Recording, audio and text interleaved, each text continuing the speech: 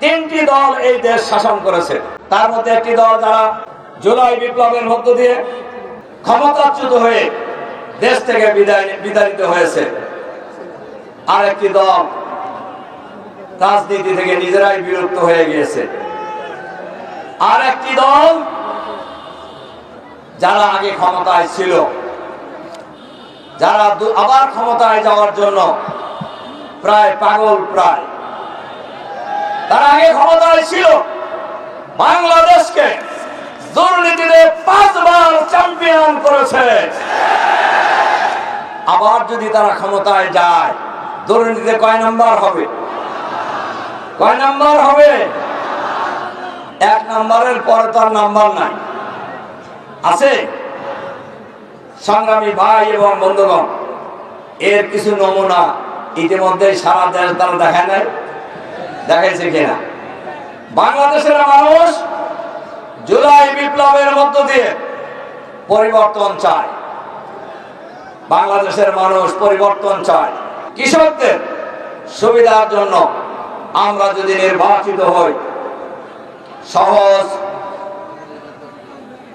কিস্তিতে বিনা সুদে আমরা কৃষি ঋণ দেওয়ার জন্য আমরা চেষ্টা করব ইনশাআল্লাহ।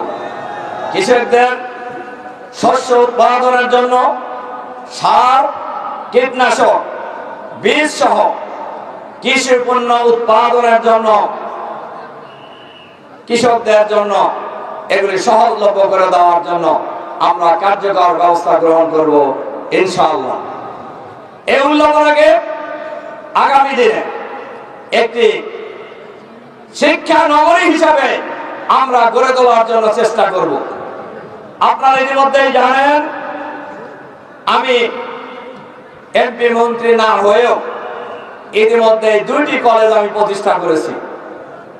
একটি হলো বাংলা ইউনিয়নের চেংটিয়া কারিগরি মহাবিদ্যালয় এবং রামকৃষ্ণপুর ইউনিয়নের নন্দকুষা কারিগরি মহাবিদ্যালয়, এবং বেশ কয়েকটি কলেজের মঞ্জুরি এবং এমপিভুক্ত করার ক্ষেত্রে আমার বেশ ভূমিকা আছে।